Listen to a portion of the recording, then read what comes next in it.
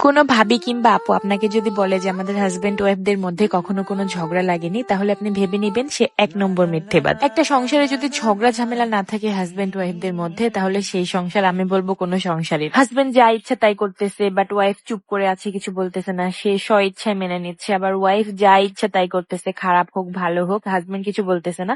এই ধরনের সংসারগুলো, সম্পর্কগুলো কিন্তু বেশি দিন টিকে না। ধরেন আপনি অনেক খারাপ একটা কাজ করতেছেন, বাট আপনার হাজবেন্ড আপনাকে কিছু বলতেছে না, চুপ করে সেটা একসেপ্ট করতেছে, বা সে অন্যমনস্ক হয়ে আছে, বুঝেও না বুঝার ভান করতেছে। তাহলে আপনি কি ভাবছেন আপনার হাজবেন্ড আপনাকে ভালোবাসে?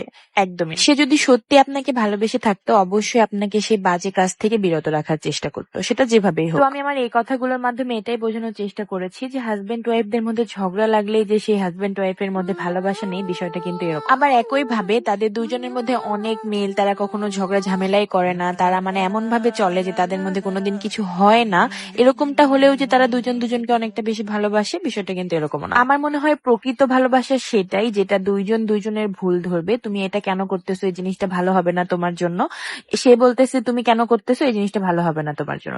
তো দুইজন দুজনের ভালো চাবে, দুইজন দুইজনের ভালোর জন্য, তাদের ভালোবাসা অটুট রাখার জন্য ঝগড়া ঝামেলা করবে, এটাই স্বাভাবিক। তার মানে এই না যে আপনি আমাকে রেখে আরো ৮-১০টা মেয়ের সাথে সম্পর্কে আছেন, আমাকে রেখে আপনি নেশায় আসক্ত, সারাক্ষণ ফ্রেন্ডদের নিয়ে থাকেন, আর আমি আপনাকে ভালো করার জন্য সারা জীবন আপনার সাথে বসে থাকবো। আরো একটা কথা হচ্ছে যে সত্যিকারের ঘুমায় থাকে তাকে কিন্তু আপনি একটু ঝাঁকায় যদি ডাক দেন তাহলে সে জেগে যাবে, বাট যে মিথ্যে মিথ্যে ঘুমায়, নিজের ইচ্ছায় ঘুমায়, তার ঘুম যদি আপনি মুখের উপর পানিও ঢেলে দেন, সে কিন্তু তার ঘুম থেকে জেগে উঠবে। আচ্ছা যাই হোক, আপনাদের সবার চুলের সমস্যার সমাধান করতে করতে আমার নিজেরই চোখের সমস্যা হয়ে গেছে, যার কারণে কিন্তু গ্লাস পরে বাইরে বের হতে হয়েছে।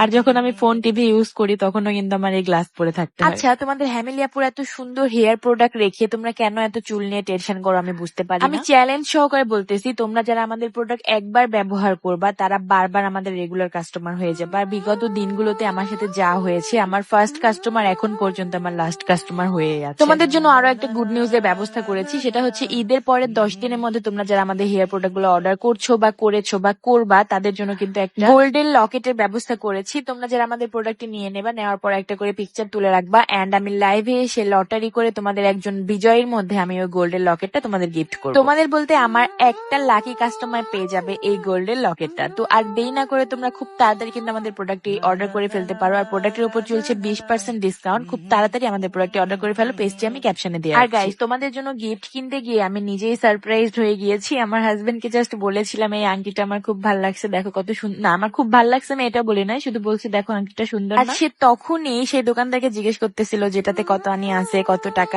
টাকা রাখবেন, একটু কম করেন, মজুরি কম রাখেন। মানে তখন তো আমি পুরাই শকড যে নিশ্চয়ই ও আমাকে এটা কিনে দেবে। হাজবেন্ড তো এরকমই হওয়া উচিত, তাই না? যে আপনি না চাইতেই সে বুঝে যাবে কোন জিনিসটা আপনার পছন্দ। যদিও আমাদের যে টাকা পয়সা আছে, আমাদের ব্যাংক ব্যালেন্স যতটুকুই থাক, আমরা দুইজন যখন তখন তুলতে পারবো, কিন্তু আমরা উইদাউট দুজনের পারমিশন ছাড়া কখনোই টাকা তুলি না।